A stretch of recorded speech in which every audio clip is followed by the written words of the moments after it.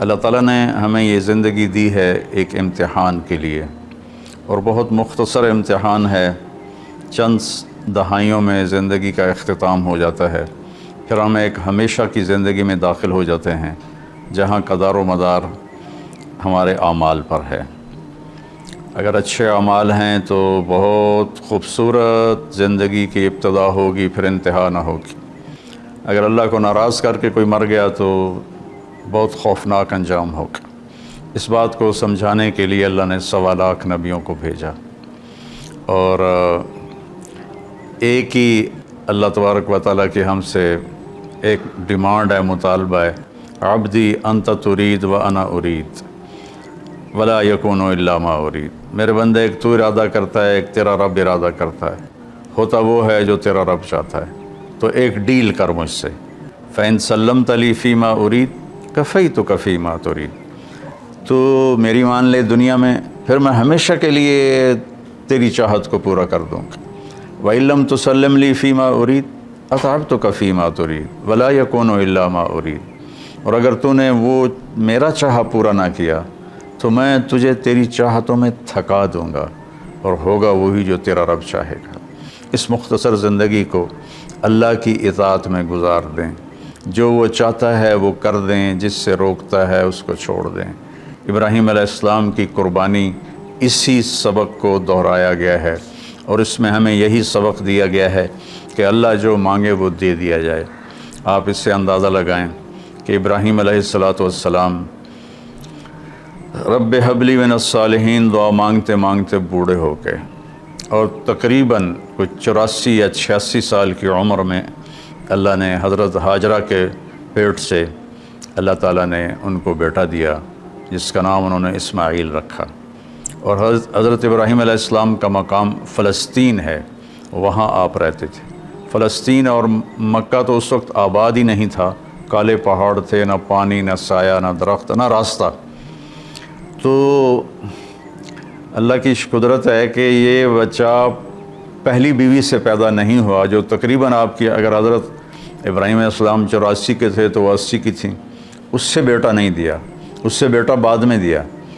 اور نوجوان بیوی 20-22 سال کی حضرت ہاجرہ، شاہ مصر کی بیٹی، اس کے ساتھ اس سے اللہ نے بیٹا دیا۔ تو بڑھاپے کی اولاد تو دل کو پکڑ لیتی ہے، تو ابراہیم علیہ السلام کو ان سے بہت پیار، بہت محبت۔ ایک دم اللہ تعالیٰ کا حکم آیا کہ اس کو یہاں سے اپنی نظروں سے دور کر دو۔ اب کوئی اس کے سامنے انہوں نے لاجک نہیں مانگی، یا اللہ کیا مطلب، کس لیے، کیوں کر رہے ہو؟ 86 سال کی عمر میں بچہ دیا، اب کہہ رہے ہو آنکھوں سے دور کر دوں؟ کہ جی میرے رب، کدھر لے جاؤں؟ کہا جبریل آئے گا، تمہیں راستہ بتائے گا، اور تم اس کے پیچھے پیچھے چلو گے۔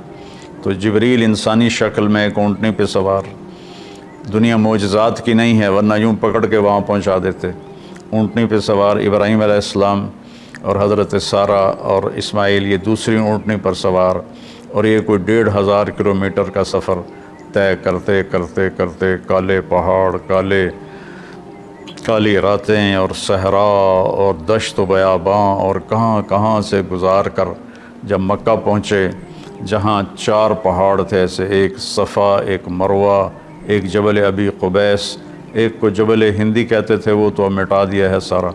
ان 4 پہاڑوں میں ایک نشیب تھا، ایک گہری جگہ تھی۔ تو جب وہاں اترے تو سبحان اللہ، جبریل کہنے لگے یہاں اپنی بیگم اور بچے کو اتار دیں اور واپس چلے جائیں۔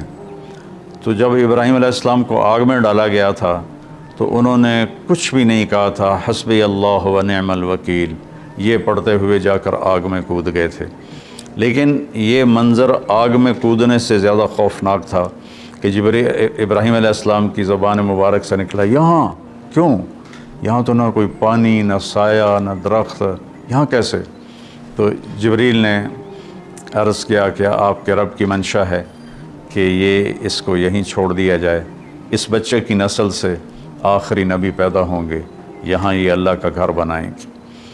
تو جبریل تو 3 دن وہاں، جبریل تو چلے گئے، ابراہیم علیہ السلام نے وہاں ان کے لیے کوئی تھوڑا چھپر وغیرہ یا بنایا یا نہ بنایا، یا کسی کیکر کے نیچے، واللہ عالم، تاریخ خاموش ہے۔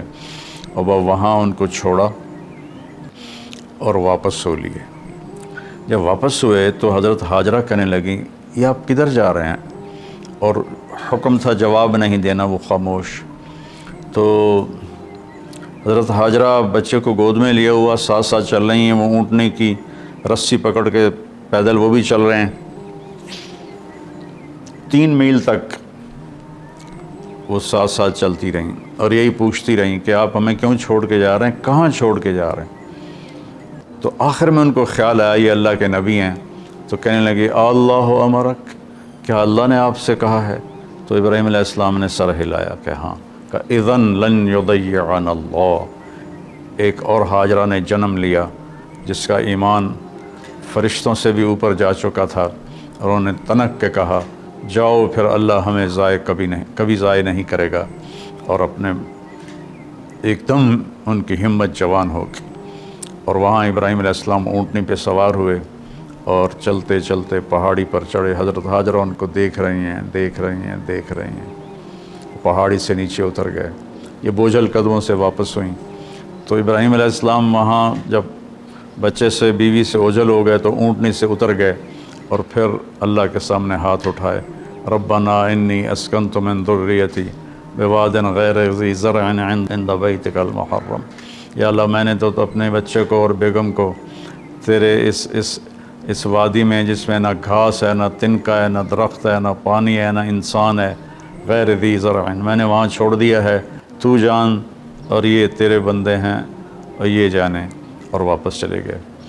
تو میں سوچا کرتا ہوں ہمارے بچے چھوٹے چھوٹے تھے تو رات کو جب بجلی چلی جاتی تھی، وہ کسی کی آنکھ کھلتی تھی تو وہ چیخیں مارنا شروع کر دیتا تھا اندھیرے سے ڈر کے۔ اور آپ تھوڑا سا تصور فرمائیں، مستورات بھی سن رہی ہیں، مرد بھی سن رہے ہیں، ایک ماں ہے، اور خاص طور پر ماں کے احساسات کو ماں ہی محسوس کر سکتی ہے کہ جب رات آئی ہوگی، کالی سیاہ رات اور کالے پہاڑ اور کالے پتھر، سنسان وادی اور تیز ہوائیں، تو اس تنہا ستارے بھی جھانک جھانک کے دیکھتے ہوں گے کہ یہ بی بی یہاں کیا کر رہی۔ پتھر پہاڑ بھی گم سم تو پہلے ہی ہوتے ہیں، لیکن ان کے بھی دل کلیجے ہل گئے ہوں گے کہ یہ کیا ہو رہا ہے یہاں۔ ایک عورت بیٹھی ہوئی ہے، 20-22 سال کی عمر ہے، مصر کی شہزادی ہے، اور بچے کو گود میں لیے بیٹھی ہے۔ تو اس طرح سے یہ ایک زندگی شروع ہوئی، اور 3 دن کے بعد پانی بھی ختم ہو گیا اور چھاتیوں کا دودھ بھی ختم ہو گیا، چونکہ کھانا ختم ہو گیا۔ تو پھر جو صفا مروہ کے ساتھ انہیں پتہ تھا کوئی نظر نہیں آئے گا، کچھ نہیں ہوگا، صفا پہ چڑھی، ادھر دیکھا ادھر دیکھا، اونچے کوٹھے تے چڑھ دیکھا، ادھر دیکھا، کوئی نظر۔ پھر نیچے اتری، پھر جہاں بچہ نظروں سے غائب ہو گیا وہاں دوڑ لگائی، اور پھر مروہ پہ چڑھی۔ آج ہم سیدھا ایئر کنڈیشن وہاں انہوں نے ہال بنا، گیلری بنا دیا ہے، لیکن ہم چلتے چلتے تھک جاتے ہیں۔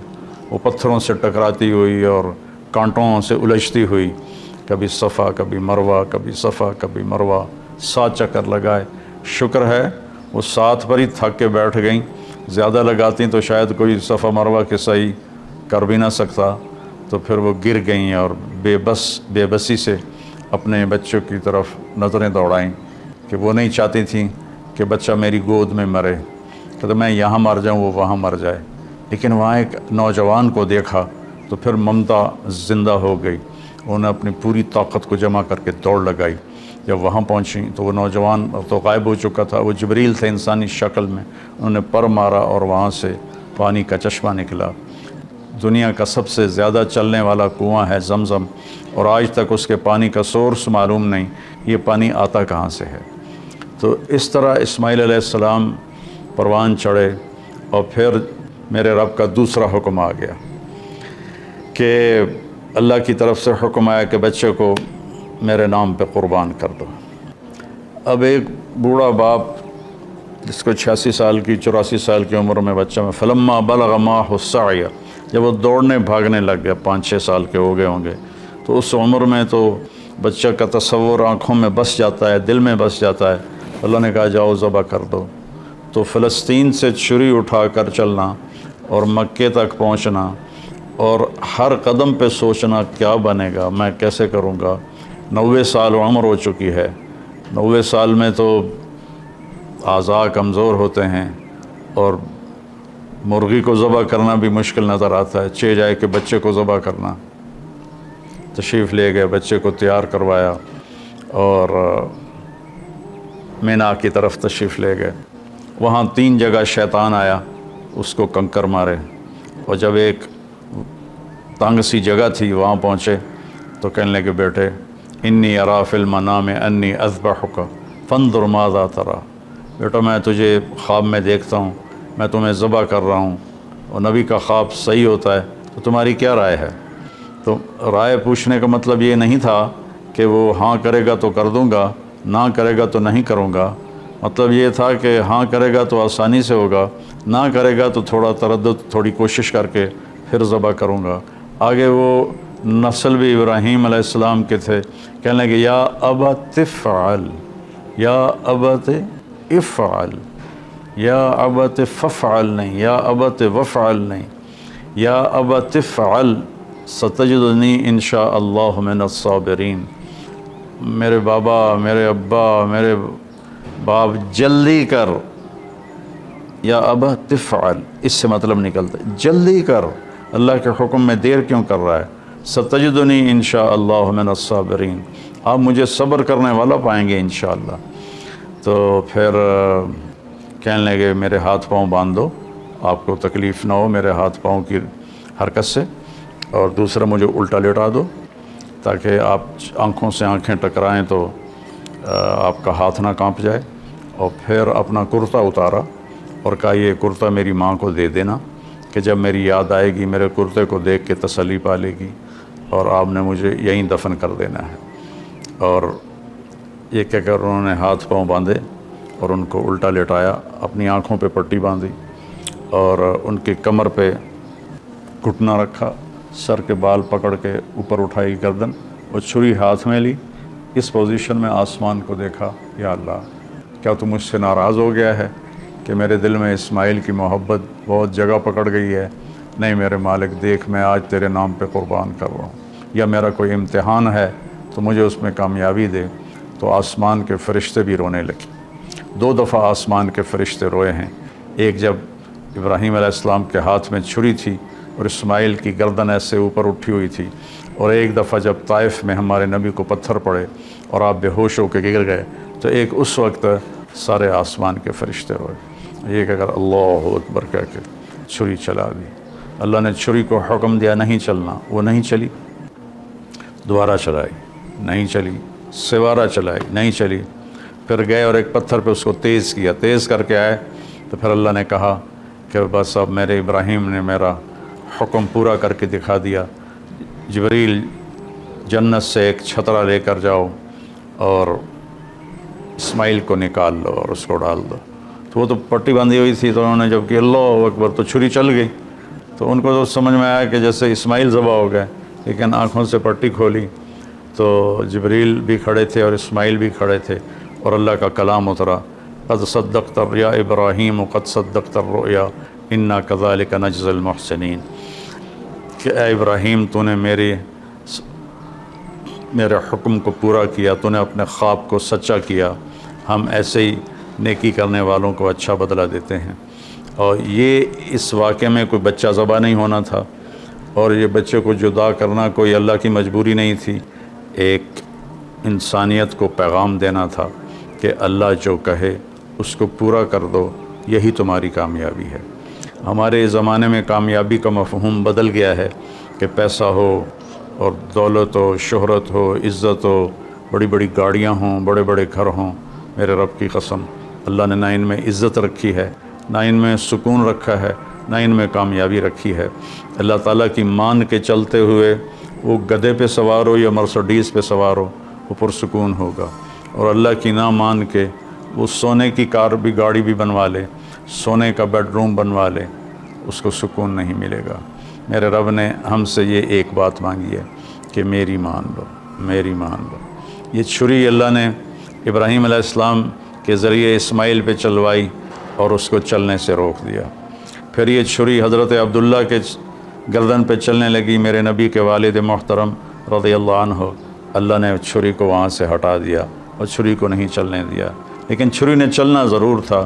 جب اہل بیت کی باری آئی اور میرے نبی کے لاڈلے کی باری آئی، حسین منی و انا منہ، حسین منی و انا منہ، حسین منی و انا منہ، حسین مجھ سے ہے میں حسین سے ہوں، حسین مجھ سے ہے میں حسین سے ہوں، حسین مجھ سے ہے میں حسین سے ہوں۔ اور آپ ان کو ایسے اپنے پاؤں پر کھڑا کر کے جھولا جھلا رہے تھے اور فرما رہے تھے اسعد المرتقی، اوپر چڑھو اوپر۔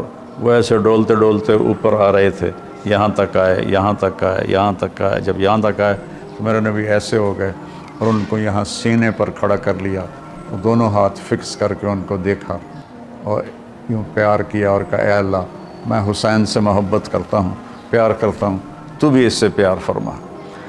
تو جب حسین کی باری آئی تو چھری اکیلے حسین علیہ السلام پہ نہیں چلی، ساری آل پہ چل گئی۔ 17 نوجوان آل رسول کی گردنیں کٹ کے نیزوں پہ چڑھ گئیں کہ میں رنگ لاتی ہے حنا پتھر پہ کس جانے کے بعد، کہ اور وہ یہاں تک ہمیں نہیں آزمایا جائے گا، وہ تو بڑے لوگ تھے۔ تو منشاء خداوندی یہ ہے کہ ہم اس کی مان کر چلیں۔ اس امت میں پھر اللہ تعالیٰ نے ہمیں دکھایا کہ میرے نبی کے صحابہ نے کیسے قربانیاں دیں۔ حضرت حبیب بن زید رضی اللہ عنہ کو آپ نے مسلمہ کذاب، مسلمہ جھوٹا نبی تھا، اس کے پاس بھیجا کہ توبہ کرو اور میرے اوپر ایمان لاؤ۔ تو انہوں نے حبیب بن زید کو پکڑ لیا، کہنے لگا تم گواہی دیتے ہو محمد اللہ کے رسول ہیں؟ کہنے لگا ہاں میں گواہی دیتا ہوں۔ کہنے لگے تم گواہی دیتے ہو میں اللہ کا رسول ہوں؟ کہنے لگا مجھے سنائی نہیں دیتا۔ تو اس نے ایک ہاتھ کاٹ دیا۔ پھر کہنے لگا تم گواہی دیتے ہو محمد اللہ کے رسول ہیں؟ کہنے لگے ہاں میں گواہی دیتا ہوں، محمد اللہ کے رسول ہیں صلی اللہ علیہ وسلم۔ کہا تم گواہی دیتے ہو کہ میں اللہ کا رسول ہوں؟ کہا مجھے سنائی نہیں دیتا۔ اس نے دوسرا ہاتھ کاٹ دیا۔ پھر کہنے لگا تم گواہی دیتے ہو محمد اللہ کا رسول ہے؟ کہا ہاں۔ کہا تم گواہی دیتے ہو میں اللہ کا رسول ہوں؟ کہا مجھے سنتا نہیں۔ انہیں ایک پاؤں کاٹ دیا۔ پھر اس نے کہا تم گواہی دیتے ہو محمد اللہ کا رسول ہیں؟ کہنے لگے ہاں۔ تم گواہی دیتے ہو میں اللہ کا رسول ہوں؟ کہنے لگے سنائی نہیں دیتا۔ تو اس نے دوسرا پاؤں بھی، دونوں ہاتھ کاٹ دیے، دونوں پاؤں کاٹ دیے۔ پھر کہنے لگا بتاؤ تم میری رسالت کی گواہی دو۔ کہا میں سنتا نہیں۔ تو گوشت کی بوٹی اتار دی۔ پھر کہا تم کہو میں اللہ کا رسول ہوں؟ کہا مجھے سنتا نہیں۔ تو گوشت کی بوٹی اتار دی۔ کرتے کرتے کرتے پورا گوشت زندہ کی بوٹیاں کاٹ کے تڑپا کے ان کو شہید کیا۔ کس قدر دردناک موت ہے۔ لیکن جب یہ خبر ان کی والدہ حضرت ام عمارہ کے پاس پہنچی تو وہ کہنے لگی لہذا الیوم ارضعتہ وعند اللہ احتسبتہ، یہی دن دیکھنے کے لیے میں نے اسے دودھ پلایا تھا اور میں اللہ کی بارگاہ میں اجر کی امید رکھتی ہوں۔ حضرت عبداللہ بن حذیفہ رضی اللہ عنہ رومیوں کی قید میں آ گئے تو رومیوں کو پتہ چلا کہ یہ صحابی ہے، تو وہ جو وہاں سردار تھا رومی، اس نے کہا تم عیسائی ہو جاؤ، میں تمہیں اپنی بیٹی بھی دوں گا اور آدھی سلطنت بھی دوں گا۔ تو وہ فرمانے لگے اگر تم مجھے پوری دنیا بھی دے دے اور صرف اتنا کہے کہ 1 سیکنڈ کے لیے تم عیسائی ہو جاؤ تو مجھے قبول نہیں۔ تو اس نے کہا اس کو سولی پہ لٹکا کرنا، اس کو دائیں بائیں تیر مارو، اس کو سیدھا نہ مارو تاکہ یہ ڈر جائے۔ تو انہوں نے ان کو لٹکایا لکڑی پر اور تیر چلا رہے ہیں ادھر ادھر اور سائیں تیر گزر رہے ہیں۔ پھر ان کو اتارا، کہنے لگے کیا خیال ہے؟ کہا وہی خیال ہے، میں اللہ اس کے رسول پہ ایمان لایا ہوں، میں کبھی نہیں ہٹوں گا۔ تو اس نے کہا بس ایسا کرو، کڑا میں تیل ڈالو اور اسے ابالو، ابل جائے تو اس کے 2 ساتھیوں کو ڈالو اور اس کے بعد اگر یہ ڈر جائے اور مان جائے ہماری بات تو ٹھیک ہے، ورنہ اسے بھی ڈال دو۔ تو سارے لوگ جمع تھے، کڑا میں تیل ڈالا گیا، نیچے آگ ایسے کھولنے لگا تو انہوں نے 2 مسلمان سپاہیوں کو اس میں ڈالا تو وہ جل کے اسی وقت کوئلہ بن گئے۔ جب ان کو کھینچ کے لے جانے لگے تو یہ رو پڑے۔ تو انہوں نے رومی سردار سے کہا کہ وہ رو رہا ہے، کہ بلاؤ، شاید ڈر گیا ہو۔ جب وہ آئے تو کہنے لگا کیا خیال ہے؟ کہا وہی خیال ہے جو پہلے تھا۔ کہا پھر تم روئے کیوں ہو؟ کہا رویا اپنی بے بسی پر ہوں، میری ایک جان ہے جو اللہ پہ ایک پل میں قربان ہو جائے گی، کاش میرے جسم پر جتنے بال ہیں اتنی میری جانیں ہوتی اور میں ایک ایک جان کو تیل میں ڈال کے اللہ پہ قربان کرتا۔ تو رومی کا چہرہ ایک دم بدل گیا، اس نے سر جھکا لیا، کہنے لگا میرے ماتھے پہ بوسہ دے دے، میں تمہیں چھوڑ دوں گا۔ کہنے لگا نہیں، میرے سارے ساتھیوں کو چھوڑ۔ تو اس نے کہا سب کو چھوڑ دوں گا۔ تو حضرت عبداللہ بن حذیفہ نے اس کے ماتھے پہ بوسہ دیا، انہیں 200 کے 200 آدمی سوائے 2 جو شہید ہو گئے سارے چھوڑ دیے۔ جب یہ مدینہ پہنچے تو حضرت عمر رضی اللہ تعالیٰ عنہ کو واقعہ سنایا، تو آپ نے سارے مدینے والوں کو جمع کیا، عبداللہ بن حذیفہ کو ممبر پہ بٹھایا اور کہا کہ میں اس کا بوسہ لے رہا ہوں سب سے پہلے، پھر تم سارے اس کے ماتھے کا بوسہ لو۔ تو حضرت عمر نے ان کے ماتھے کا بوسہ لیا اور باقی سب صحابہ نے پھر ان کا بوسہ لیا۔ اور یہ مزاج کے ایسے تھے کہ اتنے مزاحیہ تھے، اتنے مزاحیہ مزاج کے تھے کہ ان کو حمار کہتے تھے۔ اور ایک دفعہ کسی نے شکایت کی، یا رسول اللہ یہ عبداللہ بہت فضول باتیں کرتا ہے، سبحان اللہ، اور ایسی بیکار باتیں کرتا رہتا ہے۔ تو آپ نے فرمایا دعوہ فإنہ یحب اللہ ورسولہ، اسے کچھ نہ کہو، یہ اللہ اس کے رسول سے پیار کرتا ہے۔ تو یہ اصل مقصد قربانی کا، ہم جانور قربانی کا کرتے ہیں کہ ہم اپنے حرام جذبات پہ چھری چلاتے، یا اللہ تیری مانیں گے، تیرے نبی کی مانیں گے، اور اس کے خلاف جو چیز آئے گی یا اللہ ہم اس سے بچ کے چلیں گے۔ یہ اس قربانی کا فلسفہ ہے۔ اللہ مجھے، میرے سارے بہن بھائی اور پوری امت مسلمہ کو، میرے پاکستانی عوام کو اللہ اس کی سمجھ نصیب فرمائے، مجھے بھی سمجھ نصیب فرمائے کہ جب ہم دنیا سے جائیں تو اللہ ہم سے راضی ہو، ایسے نہ جائیں کہ اللہ ہم سے ناراض ہو۔ السلام علیکم ورحمۃ اللہ۔